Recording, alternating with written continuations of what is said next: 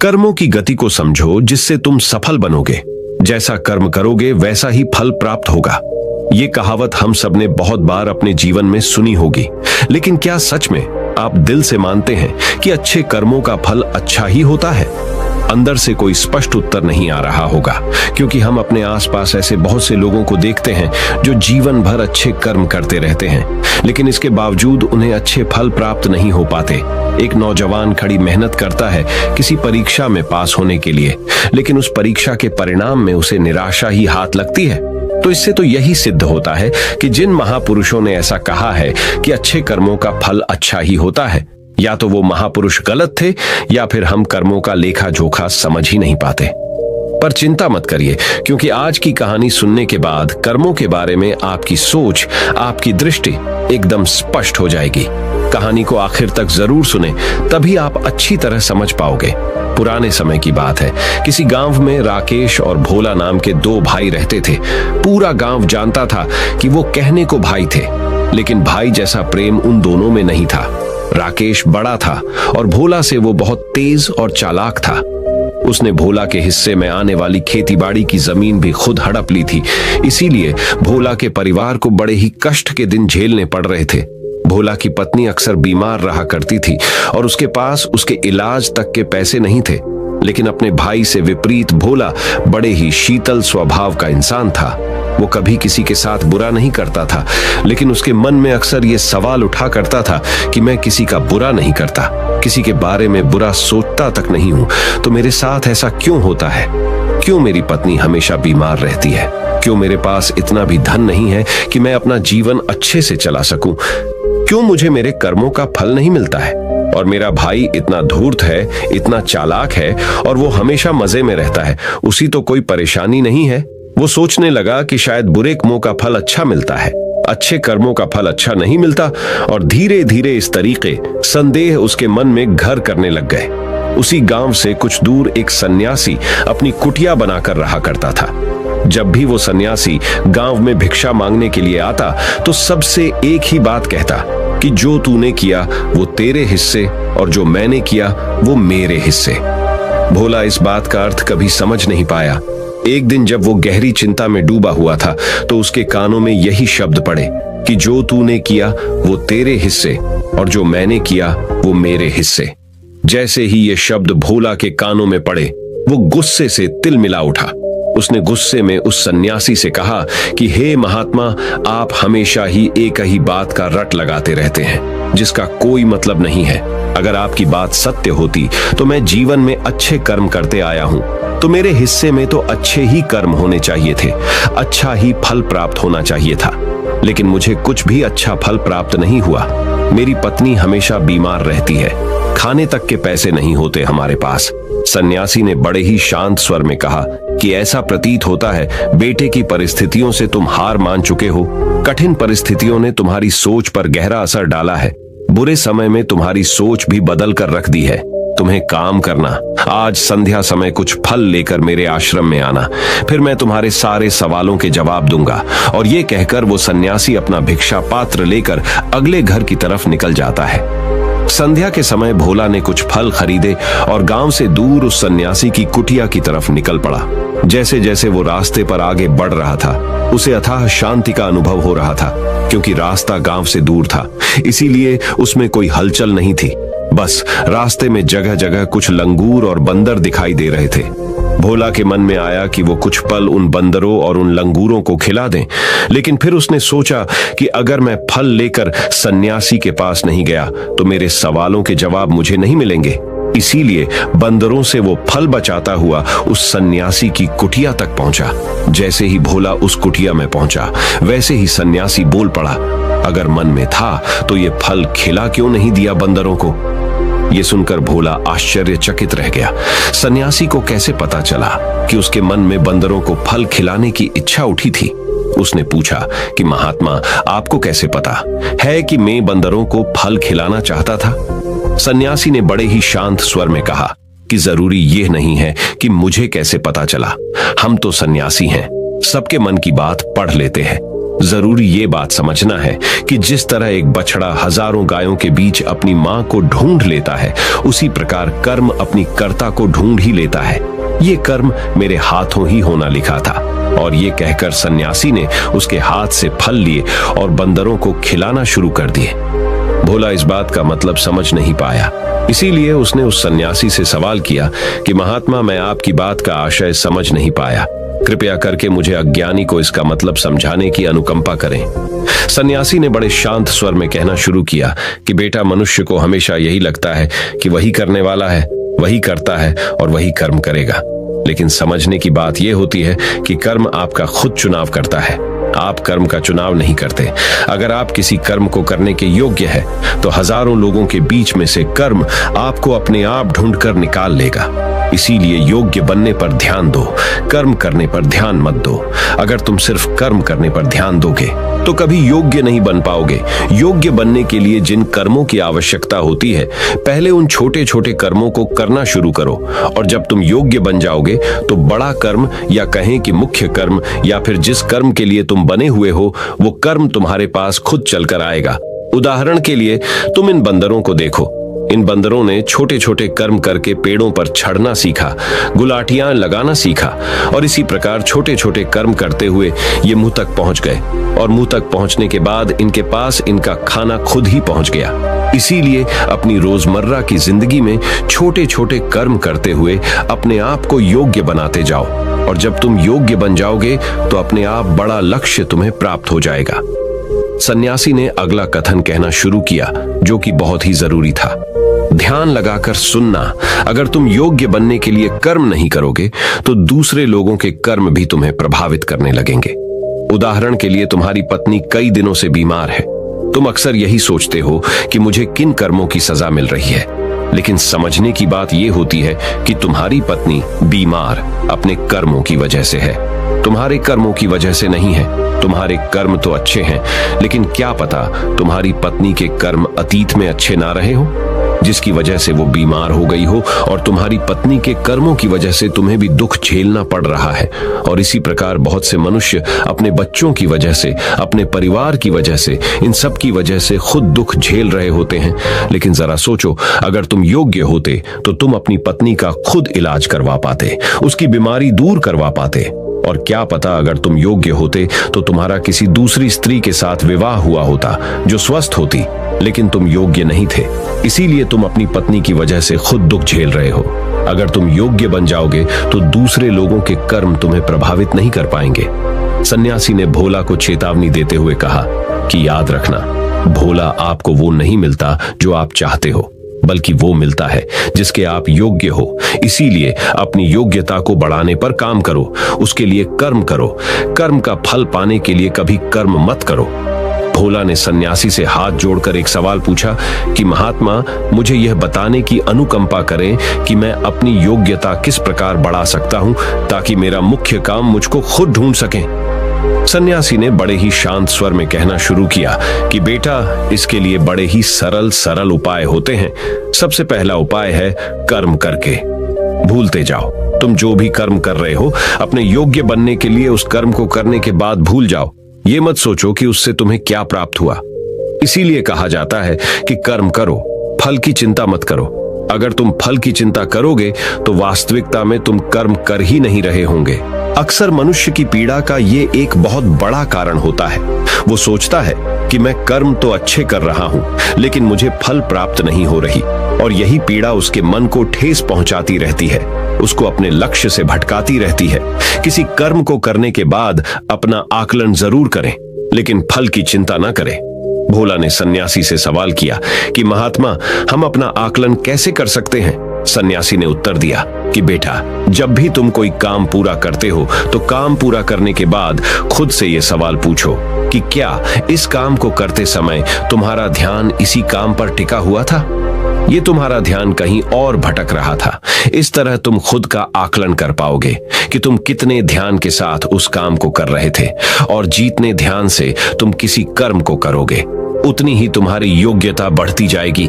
और अगर तुम यूं ही बस पूरा करने के लिए किसी कर्म को करते रहोगे तो उस कर्म से तुम कभी भी योग्य नहीं बन पाओगे। वो कर्म तो पूरा हो जाएगा, लेकिन उसका फल तुम्हें प्राप्त नहीं होगा। इसीलिए आप अपना आकलन इस प्रकार करो कि तुम्हारा ध्यान वहां पर टिका हुआ था या नहीं था, या तुम्हारे विचार तुम्हें कहीं भटका ले गए थे, और कोशिश करो कि तुम्हारे विचार अगली बार जब तुम ये कर्म करो तो उसी कर्म पर टिके रहे, इधर उधर दूसरी बातों में भटके ना। भोला ने इस पर एक सवाल पूछा कि महात्मा, जब भी हम कोई कर्म करते हैं तो हमारा मन विचारों से ग्रस्त हो जाता है, वो तरह तरह की बातें सोचने लगता है, तो हम किस तरह अपने मन को एक ही कर्म पर टिका कर रख सकते हैं? इसके लिए कोई उपाय बताएं। सन्यासी ने इसका उत्तर देते हुए कहना शुरू किया कि बेटा, जब भी तुम किसी कर्म को करते समय अपना पूरा भाव उसमें डाल देते हो तो तुम्हारे विचार उसी कर्म पर केंद्रित रह सकते हैं। पूरे निष्ठा, प्रेम और सद्भाव के साथ किया गया कर्म तुम्हारे विचारों को इधर उधर नहीं भटकने देता। विचार तभी तुम्हें दूसरी दिशाओं में बहा कर ले जाते हैं जब तुम उस कर्म को पूरी निष्ठा के साथ नहीं करते, उसमें पूरा प्रेम नहीं डालते, उसमें पूरा भाव नहीं दिखाते। जब ये तीनों चीजें तुम उस कर्म में डाल देते हो तो स्वाभाविक रूप से तुम पूरी तरह उस कर्म में सम्मिलित हो जाते हो और तुम्हारा मन और मस्तिष्क एक ही जगह पर टिका रहता है। सन्यासी ने अपनी बात खत्म करते हुए कहा कि अगर कोई इंसान, कोई मनुष्य इन उपायों का सही तरीके से इस्तेमाल करता है, उनका पालन करता है, तो वो किसी भी कर्म के लिए अपने आप को योग्य बना सकता है। और एक बार अगर वो योग्य बन जाता है तो उसी बछड़े की भांति उसका कर्म उसे अपने आप ढूंढ लेता है। भोला को कुछ फलों के बदले जीवन भर का ज्ञान मिल चुका था, उसे स्पष्टता मिल चुकी थी, उसके सारे मन के सवाल खत्म हो चुके थे। उसने सन्यासी को प्रणाम किया और वहां से अपने घर के लिए निकल पड़ा। रात हो चुकी थी और रास्ते पर अंधेरा छाया हुआ था। वो इन बातों के बारे में विचार करता। इसी प्रकार वचन की भी बात है, एक व्यक्ति दूसरे को मूर्ख या बेवकूफ कह देता है तो झगड़ा हो जाता है, परंतु एक पिता अपने पुत्र को मूर्ख या बेवकूफ कहता है तो कुछ नहीं होता, कोई बुरा नहीं मानता। इसीलिए कहा गया कि मन ही प्रधान है। यदि तुम बुरे मन से बोलते हो या कुछ करते हो तो दुख वैसे ही पीछे चलता है जैसे बैल के पीछे गाड़ी का चक्का, और यदि निर्मल मन से बोलते या करते हो तो शांति वैसे ही पीछे चलेगी जैसे व्यक्ति के पीछे छाया। कर्म राग और द्वेष के जनक हैं। हमारे मन की अनचाही होती है तो द्वेष उत्पन्न होता है, और मनचाही होती है तो राग। इस राग द्वेष हुआ अपने घर की तरफ निकल पड़ता है। तो दोस्तों, आपको आज की कहानी कैसी लगी? अपनी राय हमें कमेंट में जरूर बताएं। लेकिन रुकिए, भगवान गौतम बुद्ध ने कर्मों की गति पर क्या कहा था? उन्होंने एक अद्भुत बात कही थी, चलिए उससे सुनते हैं। भगवान गौतम बुद्ध ने कहा कि प्राणी स्वयं अपने कर्मों के स्वामी हैं। वे अपने कर्मों की ही विरासत पाते हैं, अपने कर्मों से ही उत्पन्न होते हैं और अपने कर्मों के बंधन में बंधते हैं। उनके कर्म ही उनके शरणदाता हैं। कर्म जैसे शुभ अशुभ होंगे, परिणाम भी वैसे ही शुभ अशुभ होंगे और उनके अनुसार ही भोग भोगेंगे। जो कुछ हमें भोगना पड़ रहा है वह हमारे ही किए का फल है। किया हुआ चाहे नया हो या पुराना, उसका फल अवश्यमेव भोक्तव्यम। निष्कर्ष यही कि कर्म करना हमारे वश की बात है, भाग्य हमारे अधीन है। हम जैसा चाहें वैसा भविष्य बना सकते हैं। कर्म का विवेचन करने पर झांत होता है कि उसके उद्गम के भी 3 स्थान हैं, मन, वचन और कर्म। मनसा वाचा कर्मणा, मानसिक, वाचिक और कायिक। शारीरिक, कायिक मतलब क्या, चलिए जानते हैं। जो कर्म कायिक है, सामान्यतः उसे ही प्रधानता दी जाती है क्योंकि वहीं दिख पड़ जाता है, जैसे किसी को मारना या शारीरिक यातना पहुंचाना। और वाचिक मतलब किसी को गाली देना, अपशब्द कहना या बुराई करना आदि। इसे भी थोड़ी गंभीरता से लिया जाता है। और मानसिक का मतलब है किसी के प्रति मन में बुरी भावना लाना आदि। इसे सामान्यतः बहुत ही मामूली बात समझा जाता है, परंतु वास्तव में यह मूल्यांकन गलत है। वस्तुतः क्रम इसके विपरीत है। मानसिक कर्म विचार सबसे महत्वपूर्ण है क्योंकि शेष दोनों प्रकार के कर्म, वाचिक और कायिक, का मूल उद्भव तो मन से ही होता है।